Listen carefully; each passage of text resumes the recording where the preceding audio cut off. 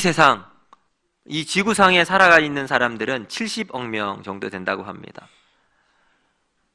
우리 수많은 사람들 중에 과연 영혼이 존재하는 것을 믿고 있는 사람은 얼마나 있을까요? 통계를 보니까 무려 93%에 이르는 사람들이 영혼이 있음을 믿고 있다, 이렇게 대답을 했습니다. 영혼, 눈에는 보이지 않습니다. 증명한 길도 없습니다.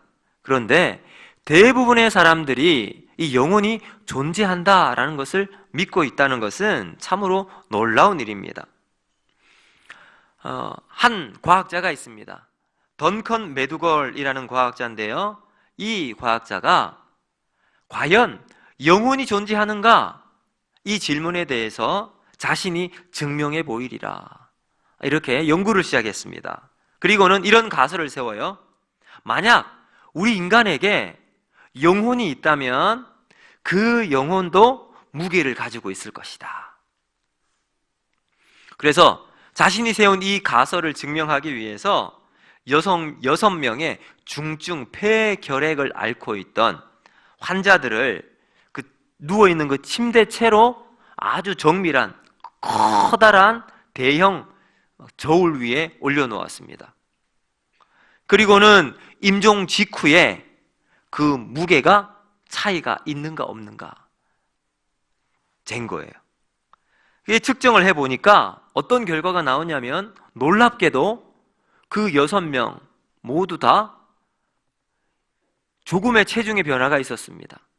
약 21g의 무게 변화가 생긴 거예요.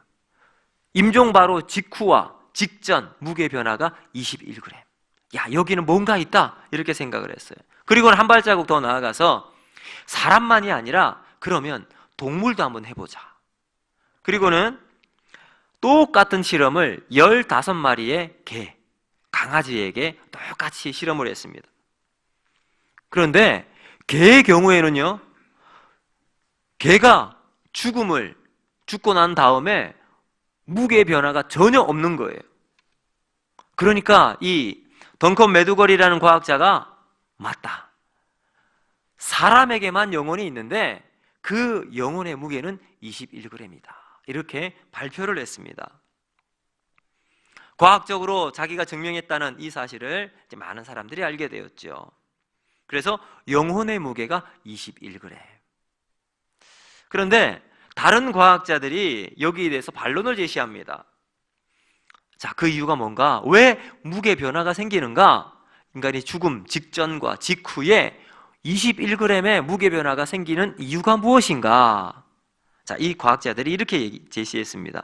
그럼 우리 인간이 사망을 하면, 죽게 되면요, 폐에서 혈액을 식혀주는 역할을 하는데 폐가 정지하잖아요. 폐가 정지해버리니까 혈액이 계속해서 체온이 올라가면서 땀이 우리 이제 몸으로 배출이 되는 거예요. 그래서 그 수분이 증발하는 무게가 21g이다, 이렇게 이야기한 거죠. 그런데 강아지는 무게 변화가 생기지 않는 이유는, 여러분, 강아지는 땀샘이 없어요. 호흡으로 체온을 조절할 수 있기 때문에 체중 변화가 생기지 않았던 겁니다. 결국 이 던컨이라는 과학자가 했던 실험은 실패로 끝나고 말았습니다. 그렇다면 과연 우리 인간에게는 영혼이 있는가? 영혼이 존재하는가? 여러분, 어떻게 생각하십니까? 여러분도 93%에 속해 있는 사람처럼 영혼이 존재한다고 믿으십니까? 성경은 우리에게 이렇게 말씀합니다. 하나님께서 우리 인간을 지으시고 하나님의 형상, 하나님과 같은 존재로 우리를 지으셨습니다. 그래서 우리는 하나님을 닮을 수밖에 없는 거예요. 왜요? 하나님도 영이시고 우리도 영적인 존재로 하나님이 우리를 지으셨다라는 말입니다. 여러분, 이 시간 우리 옆에 분들과 이렇게 한번 고백하도록 하겠습니다. 우리는 하나님을 닮아갑시다. 자, 여러분, 또 좀 더 적극적으로 이렇게 고백하겠습니다. 나는 하나님을 사랑합니다. 네, 여러분, 우리는 날마다 하나님의 형상대로 지음받아 하나님을 사랑하노라 하고 고백해서 그 사랑대로 살아가는 저와 여러분이 될 수 있기를 주님의 이름으로 축복합니다. 창세기 18장과 19장 사이에 보시면 세 종류의 사람이 등장합니다. 세 종류의 사람. 자, 첫 번째 사람은 누군가? 바로 아브라함 같은 사람입니다. 아브라함은 하나님과 정말 친밀한 관계를 가지고 있었어요. 마치 친구와 같이 하나님과 대화도 하고 하나님과 정말 그 마음속까지 알 수 있을 정도로 잘 살았습니다. 하나님과 천사들이 아브라함을 방문했을 때 아브라함은 극진히 대접도 했지요. 뿐만 아니라 소돔과 고모라가 멸망당한다는 소식을 들었을 때 조카 롯을 구해야 되겠다 이런 마음으로 하나님 앞에 서서 중보기도 했어요. 하나님, 저 소돔 땅 멸망하지 않도록 하나님 구해 주십시오. 이렇게 기도했던 사람이 아브라함이었습니다. 그는 진정한 그리스도인의 대표적인 모습이었죠. 자, 두 번째 사람들은 바로 소돔 사람입니다. 자, 이들은 하나님의 친구가 아니라 하나님과 원수였습니다. 죄악에 깊이 빠져서 그것도 죄인인 줄도 모르고 살아가는 사람들이에요. 이들은 악을 행하는 사람들이었고요. 결국은 심판과 멸망이 그 속에 있었던 사람. 자, 이들을 가리켜서 세상에 속한 사람이라고 성경은 이야기합니다. 자, 세 번째 사람은 롯과 같은 사람이에요. 롯과 같은 사람. 오늘 본문을 통해서 보면 롯은 분명히 아브라함과 같이 천사를 극진히 대접했어요. 이 롯은 신앙이 전혀 없었던 사람도 아닙니다. 오늘날로 말하면 그는 분명히 그리스도인이었습니다. 롯은 분명히 구원받은 그리스도인이었습니다. 그런데 그의 구원은 마틴 로이드 존스 목사님이 말했던 것처럼 어쩌면 부끄러운 구원을 받은 사람이었어요. 왜 그랬을까요? 그 이유는 그의 삶을 쭉 돌아보면 부끄러운 기록이 남아있는 사람이었기 때문입니다. 그 이유는 딱 한 가지예요. 롯이 세상을 살아가면서 그리스도인다운 삶을 살아가지 못했기 때문입니다. 세상 속에 살아가고 죄의 길을 걸어갔던 롯, 물론 그는 소돔과 고모라 땅에 살면서 그리스도인으로 살아갔지만 그는 세상과 전혀 다르지 않은 삶을 살아갔던 겁니다. 새 속에 물들고 사는 롯, 그는 하나님을 믿기는 믿었지만 세상적인 가치관을 가지고 살아가고 있었습니다.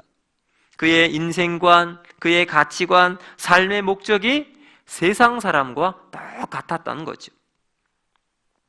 오늘 저는 이 롯을 살펴보면서 왜 그리스도인들이 세상에 물들고 이 죄악의 모습을 가지고 살아가고 있는지 그 한계를 생각해보며 우리는 어떻게 살아가야 하는가, 오늘 말씀을 통해서 같이 은혜를 나누려고 합니다. 자, 롯이 가지고 있었던 첫 번째 문제는 바로 그의 시선에 있었습니다. 창세기 13장 10절을 보시면요, 이렇게 말씀합니다. 이에 롯이 눈을 들어 요단 지역을 바라본즉 소알까지 온 땅에 물이 넉넉하니 여호와께서 소돔과 고모라를 멸하시기 전이었으므로 여호와의 동산 같고 애굽 땅과 같았더라. 아멘. 여러분, 롯은 소돔과 고모라, 여러분 우리가 이것만 들어도 얼마나 죄가 많은지, 패역한 땅, 멸망의 장소, 죄악의 구렁텅이였던 그 소돔과 고모라를 바라보고 있습니다. 자, 그런데 13장 10절에 이렇게 이야기하잖아요. 롯이 눈을 들어 바라보았어요.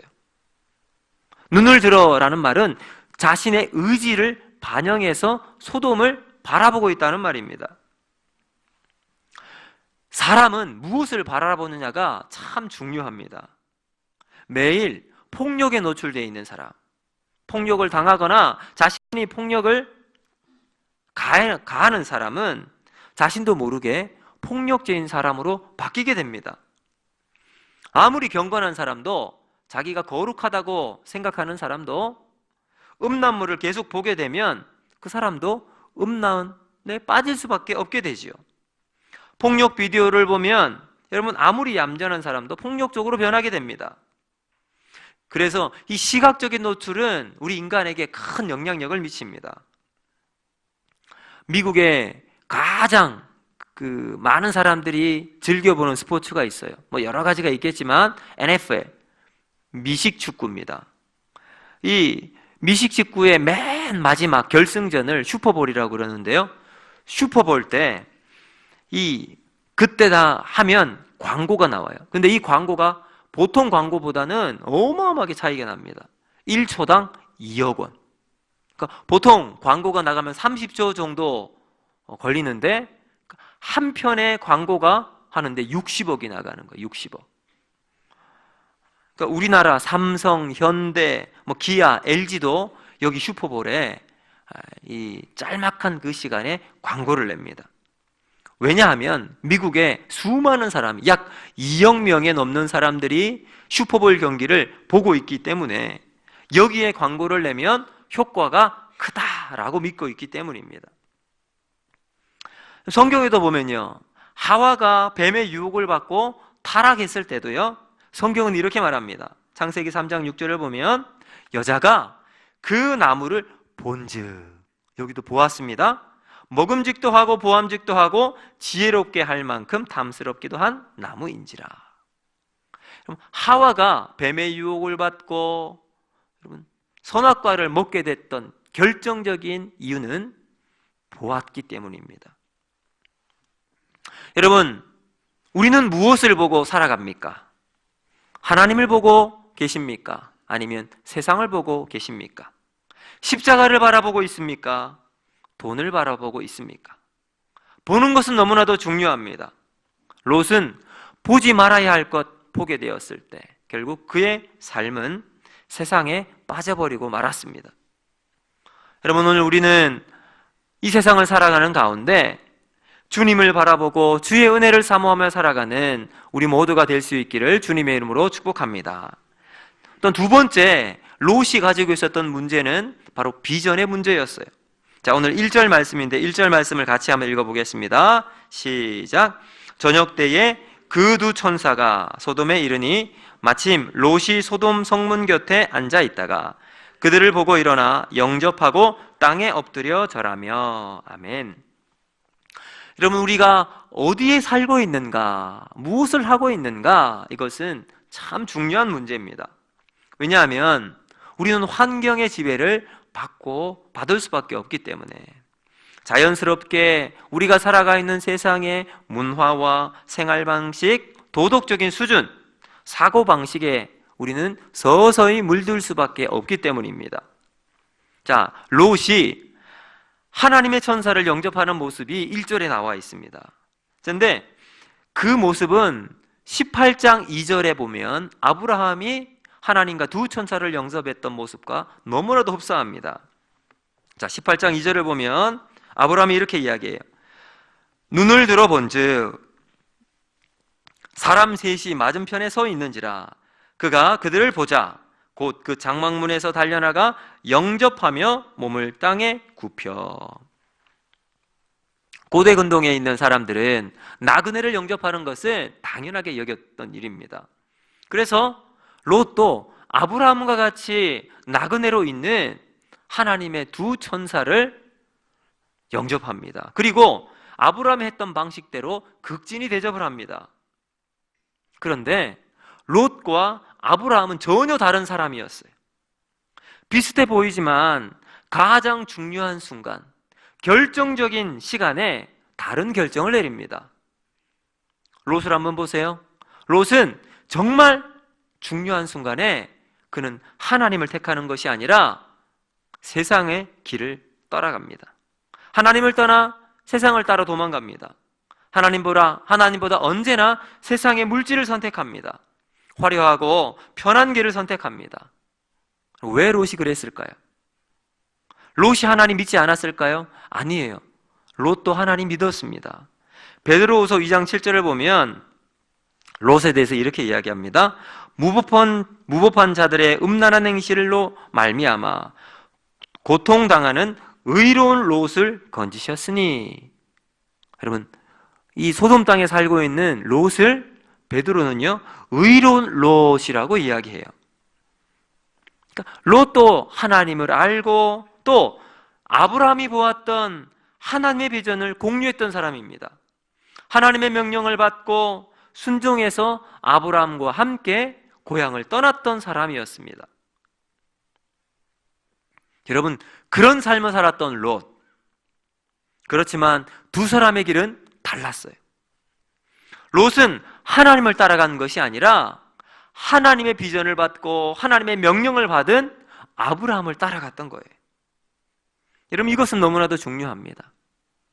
겉으로 보기에는 아브라함이나 롯이나 여러분 똑같잖아요. 같은 길을 떠났고 같은 명령을 받았습니다.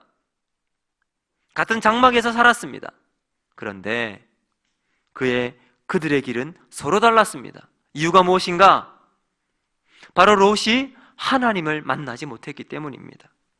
롯은 그저 하나님을 만난 아브라함만 따라다니니까 정말 결정적인 순간, 중요한 순간 그는 믿음의 길, 하나님이 아니라 세상을 선택할 수밖에 없었던 거예요. 여러분, 그래서 하나님을 믿는 사람과 하나님을 경험하는 사람의 차이는 너무나도 크다는 거예요. 여러분, 이것이 어쩌면 우리 그리스도인들이 교회에 나오면서 갈등하는 중요한 이유 중에 하나입니다.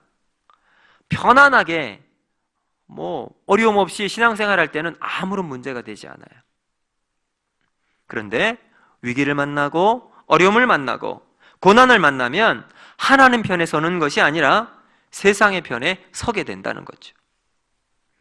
롯은 하나님의 비전을 자신이 받지 못한 채 살아갑니다. 아브라함 따라 살아갑니다. 아브라함을 의지하고 따라갔지만 정작 그것이 자신의 비전이 되지는 못했던 거죠. 하나님의 비전이 없으면 선택의 기준이 달라집니다. 하나님의 기준이 없으면 자기가 기준이 된다는 거예요. 여러분, 롯이 이 기준을 따라 살아가니까 내가 편하고 좋은 것을 선택하게 돼요. 그 결과 이 롯은 소돔과 고모라를 선택한 거예요. 편안하잖아요. 여러분, 모든 것이 보장되어 있는 안락한 삶이 소돔에 있습니다. 여러분, 그리고 휘황찬란하고 화려하고 온갖 짜릿한 감각을 자극하는 쾌락이 있던 곳, 여러분, 그곳이 바로 소돔입니다. 하나님의 비전이 없으면 여러분 이런 기준에 따라 선택하게 된다는 거죠.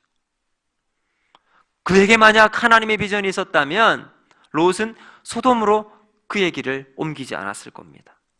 소돔으로 그의 장막을 정착하지 않았을 겁니다. 그러나 화려함과 매력에 이끌려 소돔으로 가게 되었고 그곳에 정착하고 말았습니다. 사람들은 비겁해지고 갈등을 겪는 것은 두 마음을 품을 때입니다. 확실한 믿음이 없으니까 여기도 발을 담그고 저기도 발을 담그는 거죠. 여러분, 우리가 사람을 만날 때도 마찬가지잖아요. 이 여자도 좋고 저 여자도 좋고 두 사람 중에 한 명만 걸려라. 여러분, 이러면 절대로 결혼할 수 없잖아요. 믿음도 마찬가지예요. 하나님도 좋고 세상도 좋고 하나님의 한 발, 세상의 한 발. 여러분, 그러면 절대로 믿음의 능력이 나타나지 않습니다. 오히려 그 두 사이에 갈등만 더 심하게 생기게 되죠. 여러분, 오늘 우리는 우리의 두 발을 하나님께 둘 수 있는 저와 여러분이 될 수 있기를 원합니다. 예수님은 마태복음 6장 33절에 이렇게 말씀하세요. 그런즉 너희는 먼저 그의 나라와 그의 의를 구하라. 그리하면 이 모든 것을 너희에게 더하시리라. 아멘. 여러분, 하나님께 모든 것 의탁하고 내 모든 것 맡기면 하나님 우리의 삶을 망하도록 내버려 두지 않으십니다. 우리의 삶이 무너지지 않습니다. 오히려 하나님께서 우리의 삶을 보호하여 주세요. 하나님 함께하여 주십니다. 그러므로 우리는 그 하나님의 은혜를 체험하고 하나님의 비전이 나의 비전이 되는 여러분 그러한 은혜가 있기를 주님의 이름으로 축복합니다. 자, 마지막 세 번째, 롯의 문제가 무엇이었냐면 세상과 하나 되는 것에 문제가 있었다는 거예요. 자, 롯의 집에 손님이 찾아왔다는 것이 삽시간에 온 소돔성에 퍼졌습니다. 여러분, 그러자 믿을 수 없는 일이 벌어집니다. 바로 인근 각지에서 남녀노소를 여러분 물론하고 다 몰려와서 이 롯의 집 앞에 모여들었어요. 그리고는 문을 쾅쾅쾅 두드리며 롯, 당신 집에 들어갔던 그 두 사람을 끌어내라고 이야기합니다. 내놓으라고 아우성을 쳐대고 있습니다.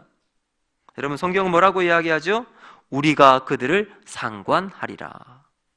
여러분, 이 말은 동성애를 포함한 난잡한 성관계를 하겠다는 거예요.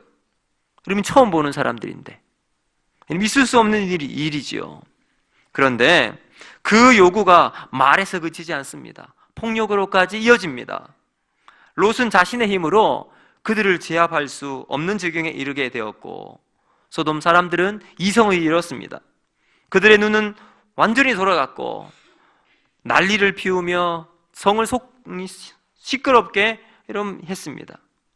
이들의 요구를 누그러뜨리기 위해서 롯은 자신의 두 딸, 남자를 알지 못하는 두 딸을 내어 주겠노라, 이렇게만 얘기했었지만 소용이 없었어요. 여러분, 이것만 보더라도 소돔이 얼마나 그 죄가 심각한지 우리는 알 수 있습니다. 자, 그런데 여러분, 여기서 중요한 것이 있어요. 9절을 한번 보실까요? 우리 9절 말씀을 같이 한번 읽습니다. 시작. 그들이 이르되 너는 물러나라. 또 이르되 이자가 들어와서 거류하면서 우리의 법관이 되려 하는도다.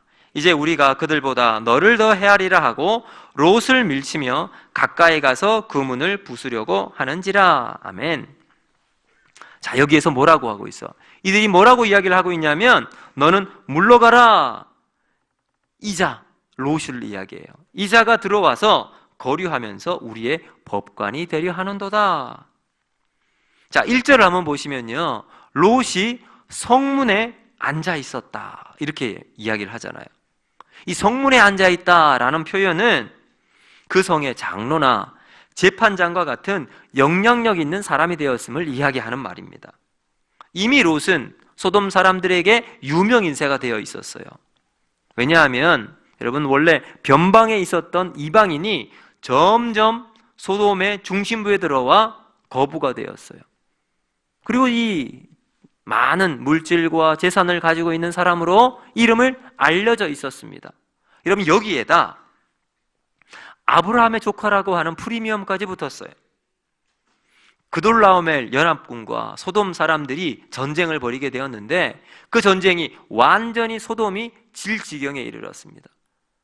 사람들은 포로로 끌려가고 모든 재산들이 다 여러분 노예가 되었습니다.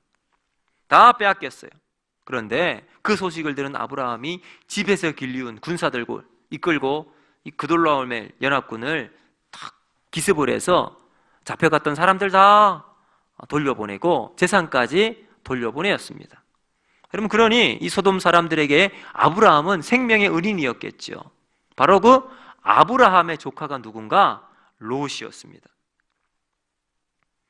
아브라함 덕분에 그 전쟁을 극적으로 이기게 되었으니까 여러분, 소돔 사람들이 이 롯을 대하는 태도가 달라졌겠죠. 자, 그런데 문제는요, 관계가 괜찮았을 땐 포용합니다. 이 사람들 우리 사람으로 인정해 줄 수 있어요. 그런데 결정적일 때 롯은 소돔 사람이 아닌 이방인으로 그 속에 포함되지 못합니다. 노골적인 차별과 무시가 있습니다. 무슨 말을 하는지 들어보세요. 이렇게 이야기해요. 이자가 들어와 거류하면서, 무슨 말이에요? 너는 이방인이라는 거예요. 또 한번 보세요. 법관이 되려 하는도다. 네가 인정받는 것처럼 생각하지만 우리는 인정할 수 없다라는 말이죠. 결정적인 순간 너는 절대 우리와 같을 수도 없고 우리는 인정할 수도 없다. 여러분, 이것을 우리에게 적용을 하면 이렇게 해석할 수 있습니다. 하나님의 사람이 세상과 함께 어울려 살면 영원히 세상과 친구가 될 수 있을 것 같지만 여러분, 절대로 그렇지가 않습니다. 세상은 우리에게 잘해줄 때 그때는 우리의 이용 가치가 있기 때문이라는 거죠. 여러분, 탕자의 비유를 한번 보세요. 탕자가 아버지의 많은 재산을 가지고 자기의 분깃을 가지고 세상으로 나갑니다. 그리고는 허랑방탕하게 사용했죠. 탕자가 돈을 가지고 있을 땐 많은 친구들이 그 옆에 있었어요. 세상살이가 괜찮았습니다. 인정도 받고 친구들도 많았습니다. 그런데 돈이 떨어진 순간 그의 삶은 지옥으로 변하게 되었어요.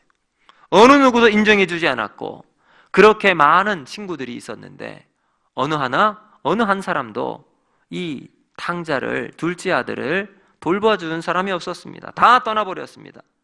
결정적인 순간 세상이 버린 거죠. 여러분, 우리도 마찬가지입니다. 그리스도인들이 세상과 거기에 동화되기 위해서 살아갈 때 여러분, 결정적인 순간 세상은 우리를 버릴 겁니다. 여러분, 그러나 기억하십시오. 하나님은 한 번도 우리를 떠나지 않으신다는 사실입니다. 항상 우리 옆에, 우리 안에서 우리를 지키시고 함께 해주시는 임마누엘의 하나님이십니다. 여러분, 1절을 한번 보세요. 자, 1절 말씀 우리 같이 한번 읽습니다. 1절 시작. 저녁 때에 그 두 천사가 소돔에 이르니 마침 롯이 소돔 성문에 앉아 있다가. 아멘. 여러분, 여기에 중요한 말이 바로 마침이라는 말이에요. 이 마침은 마치 우연처럼 보이지요. 두 천사가 소돔에 이르렀는데 마침 롯이 성문 앞에 앉아 있어요. 여러분, 이런 가요가 있잖아요. 노사연 씨가 불렀던 만남. 우리의 만남은 뭐가 아니에요? 우연이 아니다. 여러분, 여기 마침은 우연처럼 보이는 하나님의 섭리입니다. 사랑하는 성도 여러분, 우리의 삶 속에 바로 이 하나님의 특별한 타이밍, 우연으로 가장한 하나님의 특별한 섭리가 우리의 삶에 있기를 바랍니다. 바로 이 마침의 은혜가 우리의 삶에 있을 때 우리는 하나님과 동행하고 하나님이 우리의 삶을 인도하시는 복된 삶이 된다라는 사실입니다. 여러분, 우리가 롯과 같이 소돔과 같은 세상에서 하나님 사이에 방황하고 있다면 여러분, 이때 우리는 하나님의 이 마침의 섭리에 이 은혜를 경험하는 우리 모두가 될 수 있기를 주님의 이름으로 축복합니다. 여러분, 우리가 비록 세상 속에 있다 할지라도 하나님은 끝까지 우리를 놓지 않으십니다. 우리가 이것을 깨닫게 될 때 다시 돌이켜 하나님 앞에 설 수 있는 여러분, 우리 모두가 될 수 있기를 주님의 이름으로 축복합니다. 여러분, 이 말씀 기억하면서 이 시간 우리 찬양하고 우리 결단할 수 있는 시간 가지도록 할 텐데요. 오 신실하신 주, 우리 하나님은 한 번도 우리를 포기하신 적이 없으십니다. 우리를 실망시키신 적도 없으시고 언제나 우리를 지키시는 하나님이십니다. 하나님 말씀하십니다. 내가 너를 떠나지 아니하리라. 내가 너를 버리지 아니하리라. 오늘도 이 하나님 앞에 우리의 믿음의 고백으로 같이 찬양하고 기도하도록 하겠습니다.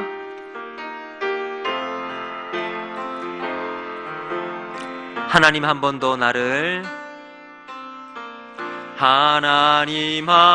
번도 나를 실망시킨 적 없으시고 언제나 공평과 은혜로 나를 지키셨네. 하나님 한 번도 나를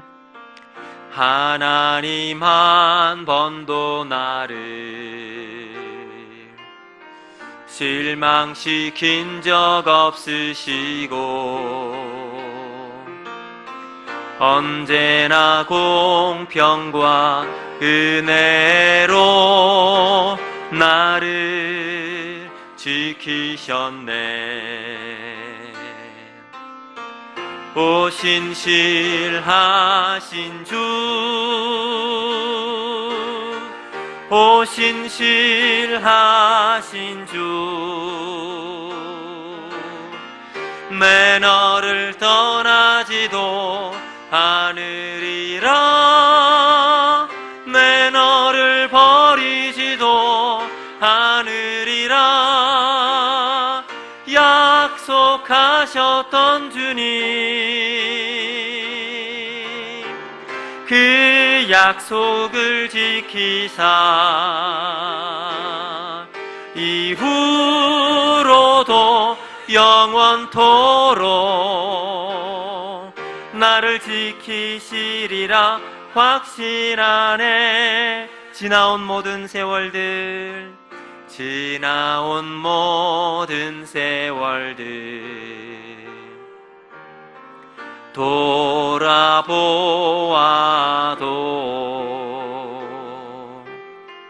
그 어느 것 하나 주의 손길 안 미친 것 전혀 없네. 오 신실하신 주, 오 신실하신 주, 오 신실하신 주, 내 너를 떠나지도 않으리라, 내 너를 버리지도 않으리라 약속하셨던 주님, 그 약속을 지키사 이후로도 영원토록 나를 지키시리라 확신하. 우리 손을 들고 다시 한번 찬양합니다. 오 신실하신 주, 오 신실하신 주, 오 신실하신 주, 내 너를 떠나지도 않으리라, 내 너를 버리지도 않으리라 약속하셨던 주님, 그 약속을 지키사 이후로도 영원토록 나를 지키시리라 확신하네.